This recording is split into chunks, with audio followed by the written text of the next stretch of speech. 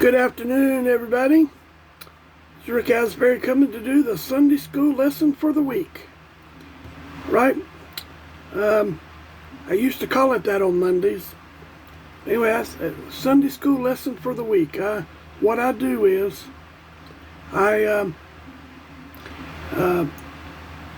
teach Sunday school. Well, even the last quarter, I always teach our Sunday school lesson, and I teach it on Monday, what we teach at the church on Sunday. So, anyway, it's the Sunday school lesson for the week, and we're in the book of Esther. We're starting the book of Esther today. So I hope everybody's having a great, I know it's Monday, and I know what some people say about Mondays, but today is the day that the Lord hath made. We will rejoice and be glad in it.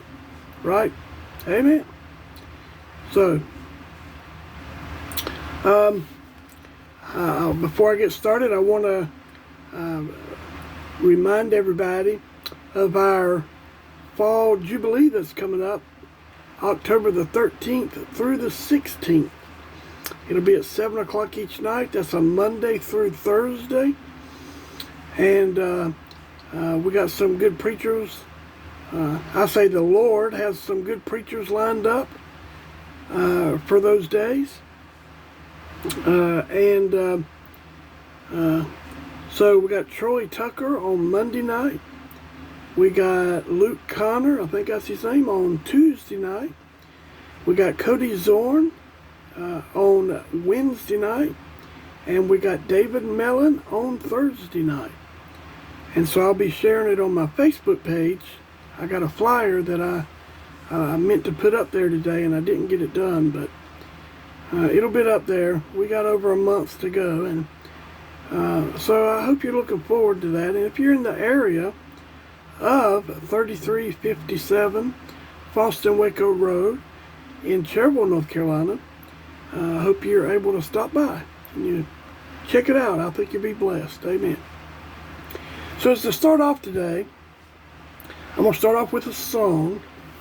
And so we've had these two ladies, it's a mother and a daughter, who has been coming for a little while to our church. And she can play the piano. The daughter can play the piano. I don't know about the mom.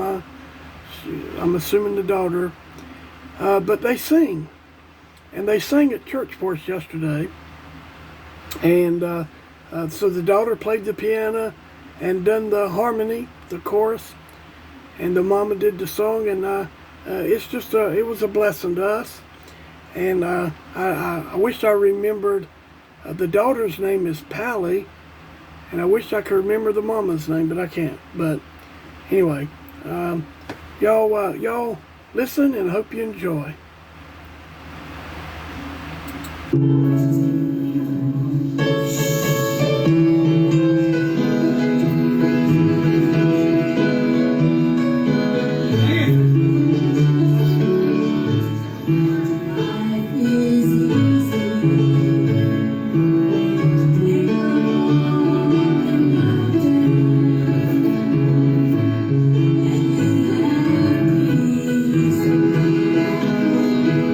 I could never know.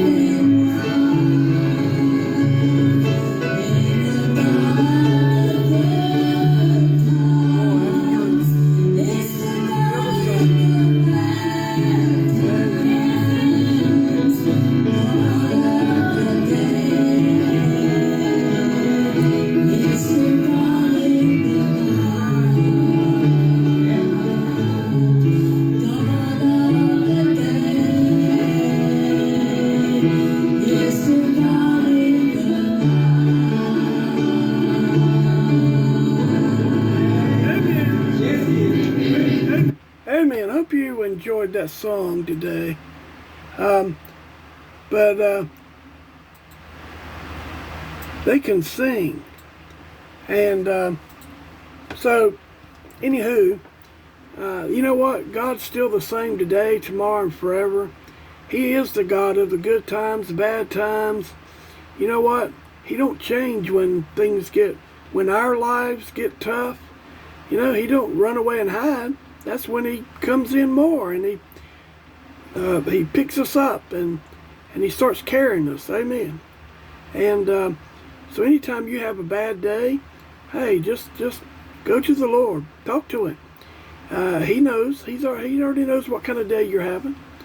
And he just likes you to be able to tell him, Lord, I just need your strength today. I need your help.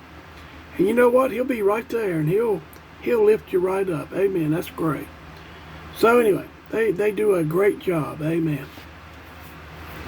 So we're in the book of, well, before I start this, I do have a prayer request.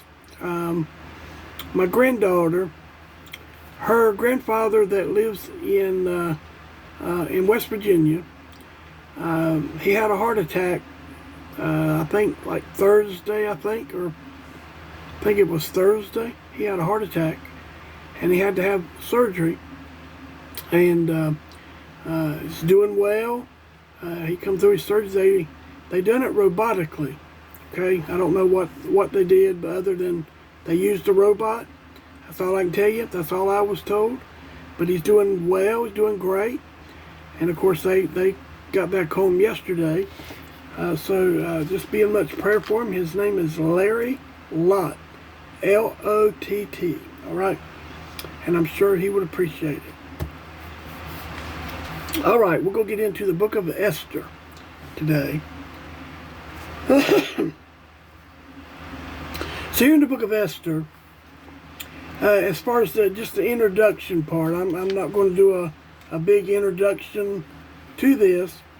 I taught this some time ago, and but there's been some new people to come on here, and then new people to listen, and so hope you get something. I really hope it blesses you. I really do.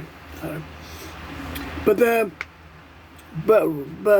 there's only two books in the Bible that are titled by a woman. There's Ruth and Esther. Okay, so these two people were very important people, as you can tell by them having a book of the Bible. Okay, not that they were anything more than we are.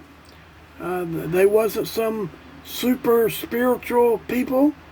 Not really. They just trusted the Lord. How about that? And that's what we are supposed to be doing. And so Esther.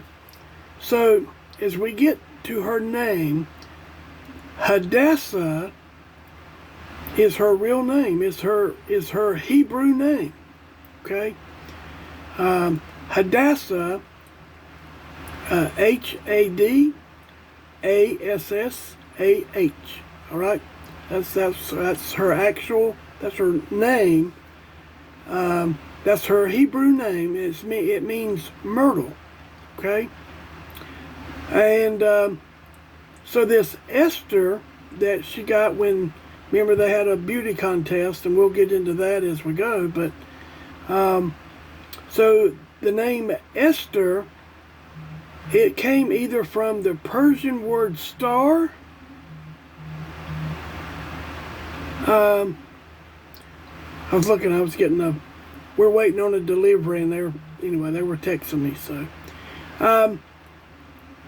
But Esther, it came from either the Persian word star, or possibly from the name of the Babylonian love goddess, Ishtar. All right. Now we know she was the orphan daughter of Abihail, and we know that Mordecai, her cousin, raised her as his own daughter. So Mordecai was older, of course, and he took care of her. Okay, and he raised her just like she was his. And I'm sure in our day and time that we have people that would do the same thing, okay? And we have kids that aren't biologically a person, like but they raise them, and it's just like their kids. So then we get to the authorship. So just without reading a whole lot into this, as far as probably Mordecai was probably the one that pinned it down, because if you go by Esther chapter 9 verse 20 and verse 32, it says, "And Mordecai wrote these things and sent letters unto all the Jews that were in all the provinces of King Ahasuerus," both nigh and far. Then verse 32, "And the decree of Esther confirmed these matters of Purim, and it was written in the book." So we think that Mordecai was probably the one who wrote it.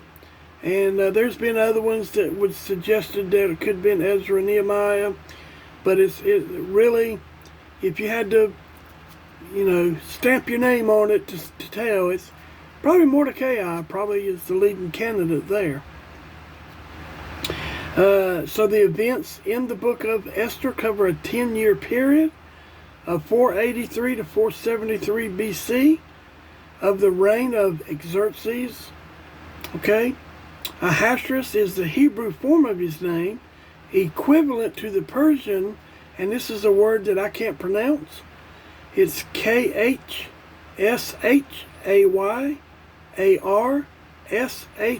Now, if you can say that word, more power to you. And the Greek Xerxes. Okay, so that's where he gets his name. The events occurred between those recorded in the 6th and 7th chapters of Ezra. Okay, so it happened around the same time. And then, God, he's not mentioned in this book, but he's all in the book, all right, as we'll see that. We'll see that. So I'm just trying to give you a little bit of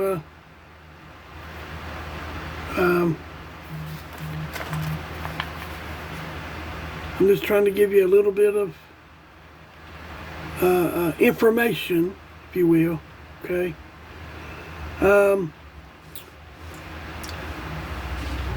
So Esther occurred during the Persian period of world history, okay? So just remember that. That was from 539 BC to 331 BC. Ahasuerus ruled from 486 to 465 BC, right?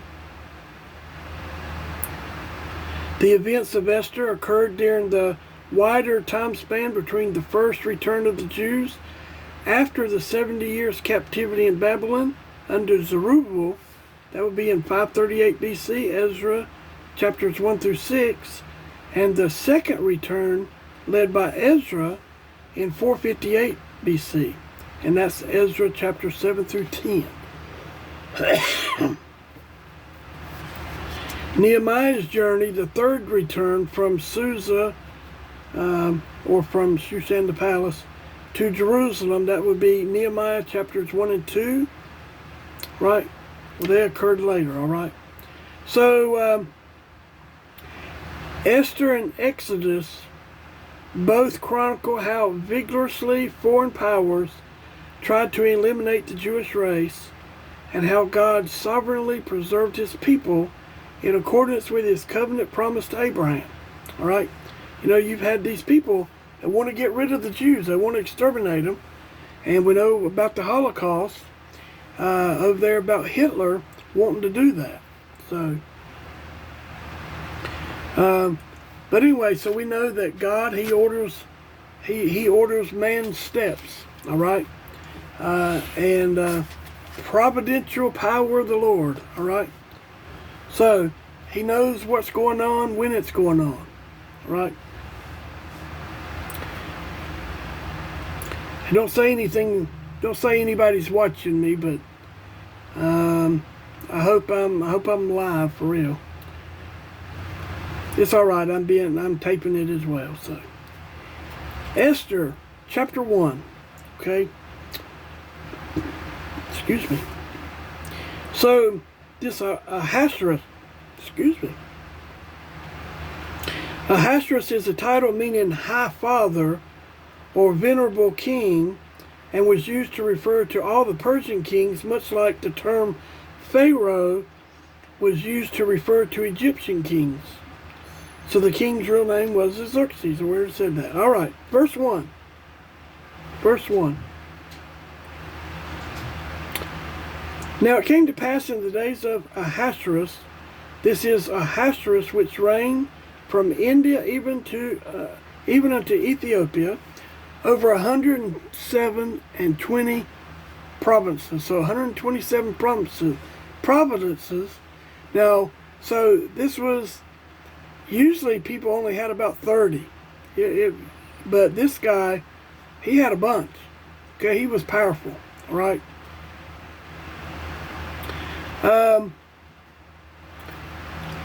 So the India referred to was not peninsular India, but the territory corresponding to the province of Punjab in West Pakistan today.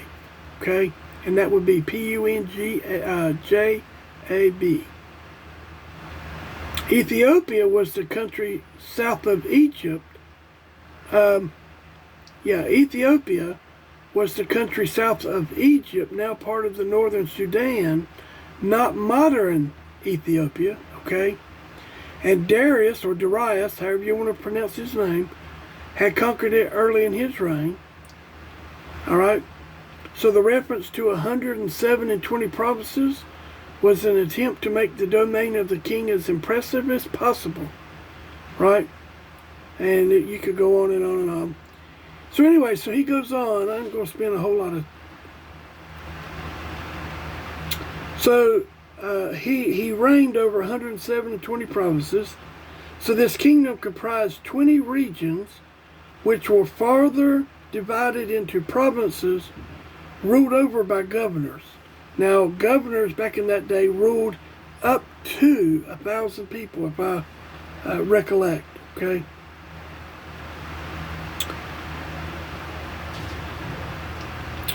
Let's see here. Okay.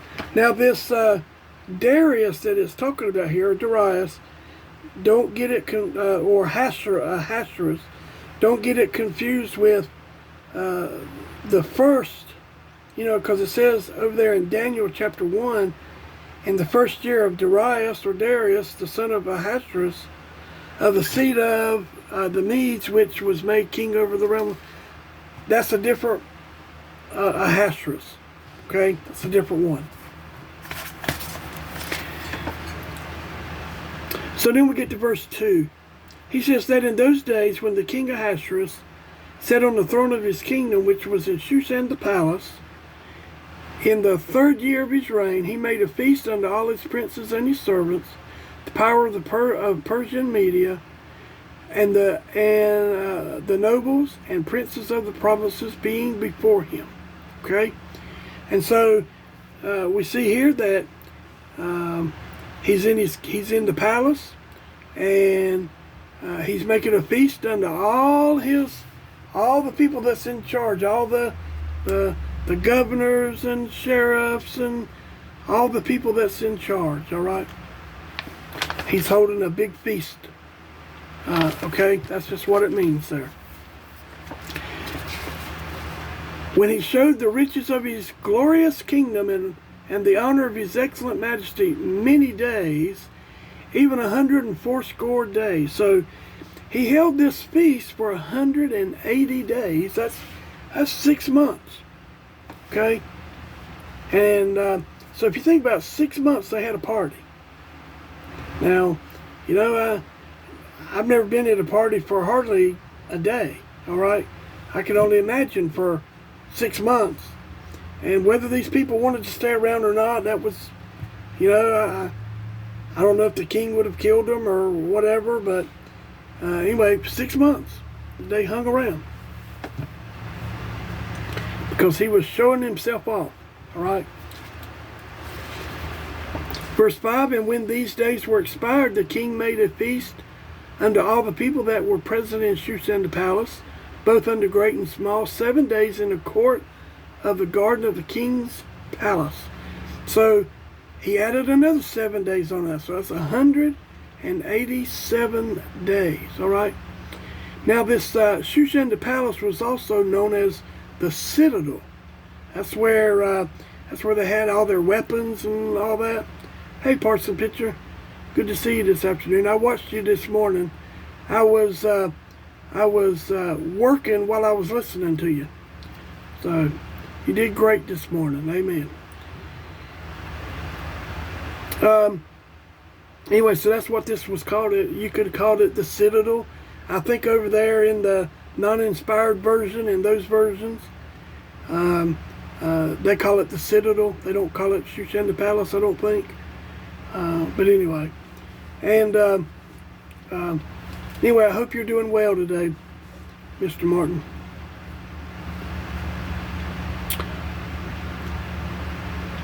So anyway, so then we get, I'm trying not to skip anything. Okay, so in Daniel chapter 8, verse 2, it says, and I saw in a vision, and it came to pass, when I saw that I was at Shushan in the palace, which is in the province of Elam, and I saw in a vision, and I was by the river Ulai. So he's, now, remains of this place have been discovered in modern day city of Shush in Iran. All right, so that would be the modern day place that it's in. And, you know, I like these Bible people, not these archaeologist people, that they go out and they say, I'm going to go out and try to hunt these cities that was back in the Bible. I'm going to prove that the Bible's wrong. And all they do is prove that the Bible's right. Okay? Because they find these places. Okay? Now, you know, they go over there and they find Sodom, where Sodom and Gomorrah was, because of the fire and the brimstone that was used, you know. But they found other cities as well. So they've been having this party 187 days. Think about that. So it's not unusual for a feast of this kind to last for 7 days, but it lasted 187. This court was estimated to be about 350 feet long by 250 feet wide. Okay, so the only way I can sort of make dimensions for you, you take a football field, a regular U.S. football field, and I'm talking about American football. All right, I'm not talking about soccer. So a normal NFL football field or collegiate is 300 feet, because it's 3 feet per yard. Okay. I had me some cookies before I come on here, and now they're wanting to talk to me. So a football field is 300 feet long by, I think, 75 yards wide, I think. I know Canadian Football League, their field is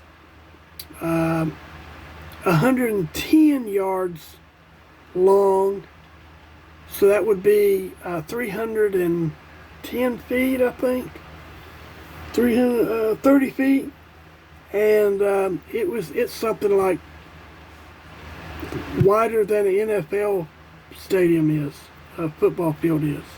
So as you see, without spending a lot of time on this, it was huge. So you could get all these people on there, and it was said it was probably about 1,500 people.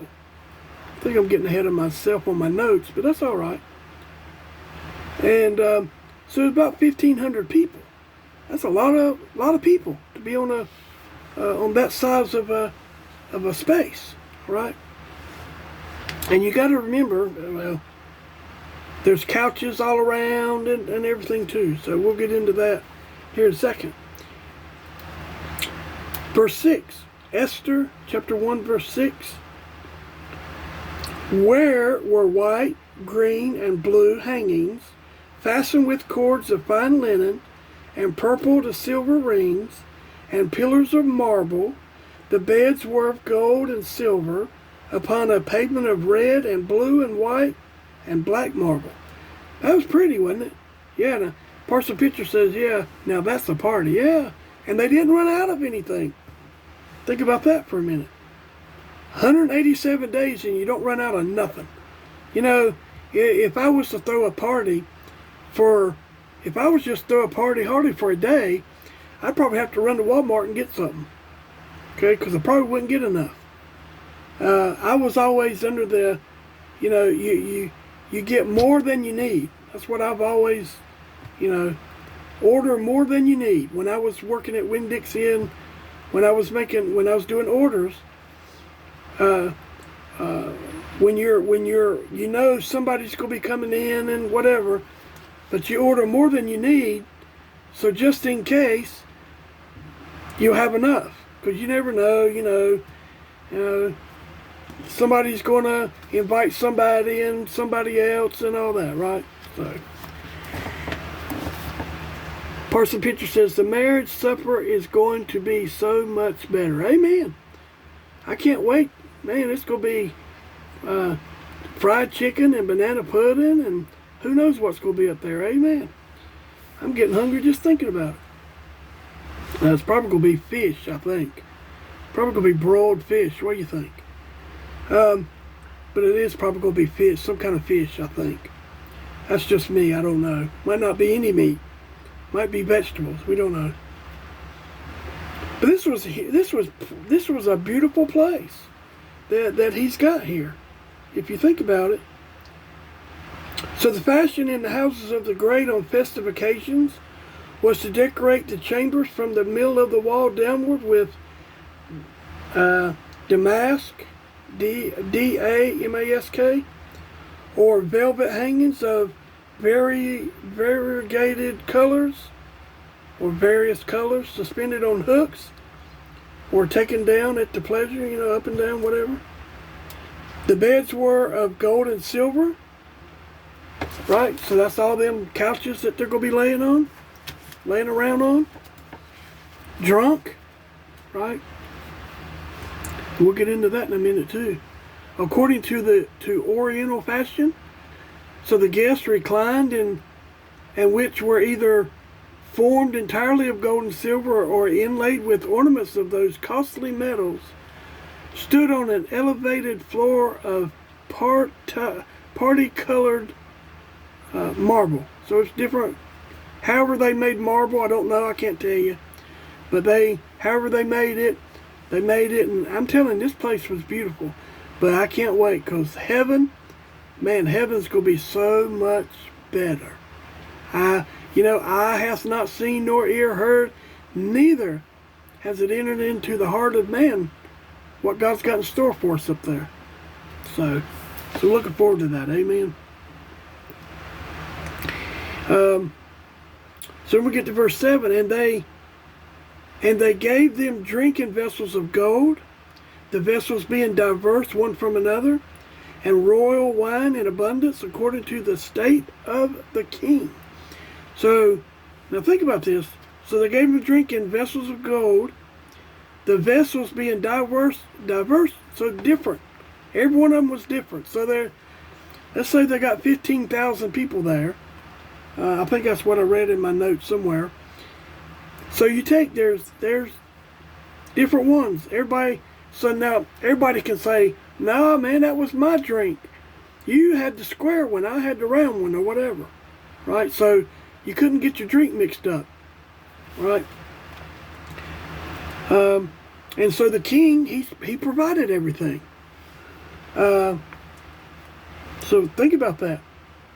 And you know, I don't know how big their wine barrels were back in that day. And I mean, I think ours today, I don't drink wine. I've never been to a winery. I'm assuming it's 50 gallons, but I don't know. I'm guessing. So I don't know what would have been back in that day, if they would have been that big. But nonetheless, they had a bunch of them, and they didn't run out. And the drinking in verse 8 was according to the law. None did compel, for so the king had appointed to all the officers of his house that they should do according to every man's pleasure. In other words, drink as much as you want. Drink as much as you want. I'm not going to, now you don't, if you don't want to drink, I'm not going to force you to drink. That's up to you. But you can drink as much as you want. Have at it. Have you feel.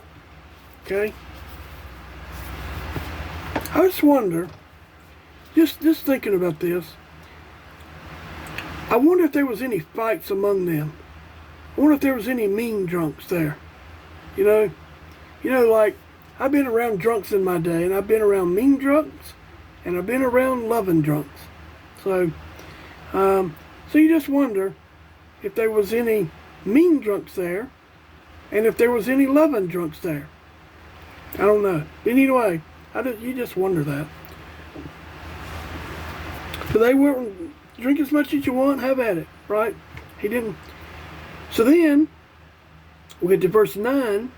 Also, Vashti the queen made a feast for the women in the royal house which belonged to King Ahasuerus.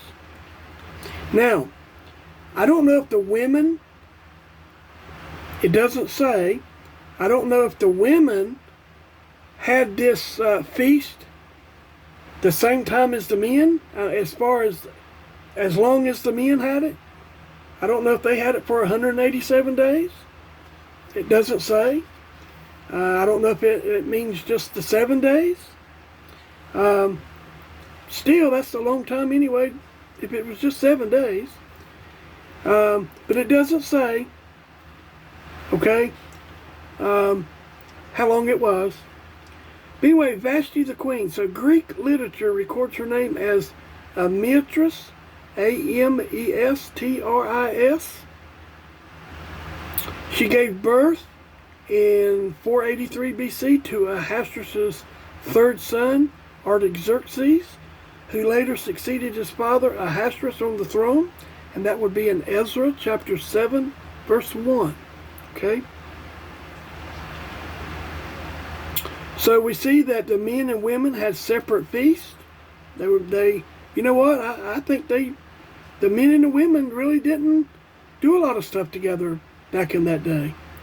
They did have a lot of things that was separated. The women back in that day, they reverenced their husband. The husband was the head, and what he said went. Period. Okay? It ain't like today where, you tell your wife, well, you do this, whatever. Hey, you can't tell a woman to do anything today. Oh, it went off, come back on. You can't tell her, don't be telling no woman what to do something today. All right, don't. You might ask them to do something, but don't be telling them. That won't work out too good today. In today's life, in today's world. But anyway, so they did a lot of things separated back in that day. So we get to verse 10. So on the 7th day, when the heart of the king was merry with wine, he commanded Mehuman, Biztha, Harbona, Bigtha, Agbitha, Zethar, and Carcass, the 7 chamberlains that served in the presence of Ahasuerus the king, to bring Vashti the queen before the king with the crown royal to show the people and the princes her beauty, for she was fair to look on. So here, these men are drunk. So he gets the idea in his head, and I would imagine a lot of people that get drunk get bad ideas, right? And so he says, "Hey man, I got me a trophy wife, so I'm gonna show her off." And so he goes, "Hey, you go tell her to get out here, and you know what? You tell her she needs to doll herself up. I'm gonna show her off, right?" Okay. So then in verse 12, but the queen Vashti refused to come at the king's commandment by his chamberlains. Therefore was the king very wroth, and his anger burned in him. All right, so they go and say, hey man, the king, he wants you, right?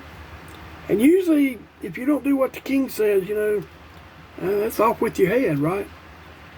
You got to remember though, he's drunk, he's not thinking right.